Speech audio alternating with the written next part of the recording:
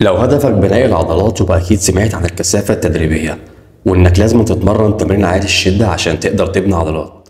هنرجع بالذاكرة للمدرسة القديمة وقت ما ويدر كان مسيطر على عالم كامل الأجسام. وقتها ويدر كان بيتحكم في كل حاجة تخص كامل الأجسام، حتى النتائج. كان ليه الكلمة الأولى والأخيرة في مين يكسب ومين يخسر. حتى أغلفة المجلات ويدر كان مسيطر عليها، وكان بيحدد مين هيكون نجم الغلاف.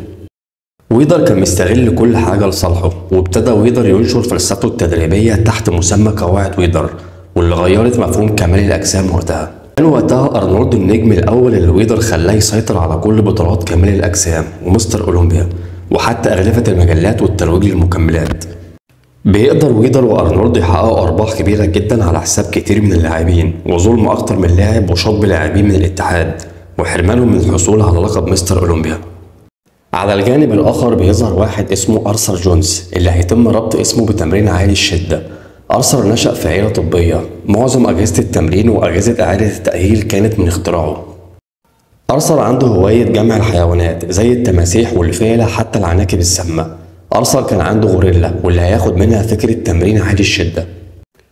في أحد الأيام أرثر بيلاحظ إن الغوريلا بتعمل مجهود عالي جدا في وقت قليل، بتستخدم فيه كل قوتها، وباقي الأيام بترتاح تاكل وتشرب وما تعملش أي مجهود. أرثر بيراقب الغوريلا وبيراقب المجهود اللي بتعمله، وهنا بيقرر إنه يجرب التجربة على البشر. ابتدى أرثر يروج لنظامه التدريبي ويفهم اللاعبين إن البناء العضلي مش محتاج إنك تتمرن لساعات أو عدد أيام أكبر زي ما أرنولد كان بيعمل. للأسف محدش بيقتنع بكلام أرثر، وبيعتبر إن نظام التدريب بتاعه فاشل. أرثر وقتها بيقرر يدور على حد يجرب عليه نظام تدريب عالي الشدة، وبالفعل أرثر هيجرب نظام تدريبه على لاعب اسمه كيسي فيتور.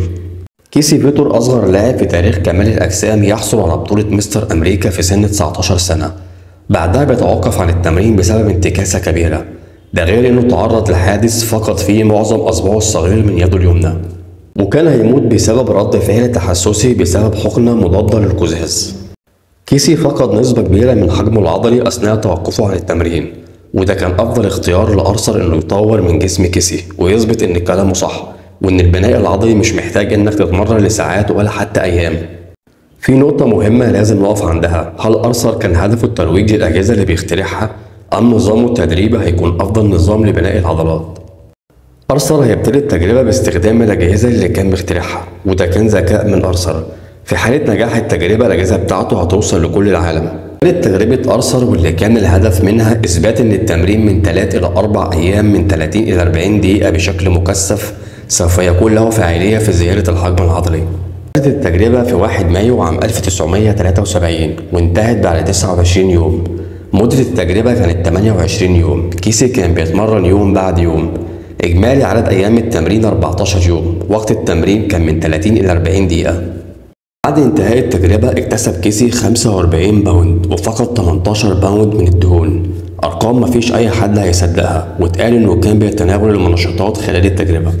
أرثر عشان يكذب الكل كان مكلف واحد يراقب كيسي ويبلغ أرثر إن كيسي بياخد منشطات ولا لأ، وبالفعل أرثر صرح إنه ما كانش بياخد منشطات خلال التجربة. فئة تانية قالت إن سبب الزيادة كان بسبب الذاكرة العضلية والنظام الغذائي اللي كيسي كان ماشي عليه خلال التجربة، واللي كان مكون من 4000 إلى 5000 سعر حراري. في النهاية مفيش أي حد اعترف بنظام أرثر غير مايك مونزر. مايك كان سابق لعصره وكان مؤيد لنظام أرثر وفكر أرثر التدريبي. خلال تمرين مايك بنظام أرثر عالي الشدة كان بيتناول المنشطات، وبجانب المنشطات كان بيتناول أحد أنواع المخدرات اللي كانت بتخليه يتمرن بشدة عالية. حتى بعد اعتزال مايك ظل يتناول هذا المخدر، واللي كان بيخليه سهران لمدة 3 أيام بدون نوم من أجل كتابة البرامج التدريبية، واللي كان أحد أسباب وفاته. لاعب تاني كان مؤيد لنظام أرثر بس أضاف عليه بعض التعديلات، وهو دوريان ييتس، بطل مستر أولمبيا 6 مرات على التوالي. دوريان كان مؤيد لفكرة تمرين عالي الكثافة، وإنك مش محتاج تتمرن لساعات أو 6 أيام في الأسبوع. بالنسبة لنظام أرثر عالي الكثافة، برغم اعتراض الكثير عليه، لكن أرثر كان شخص سابق لعصره. من خلال خبرته قدر يفهم طبيعة عمل العضلات، ومن خلال خبرته في صناعة الأجهزة اخترع لكل عضلة جهاز.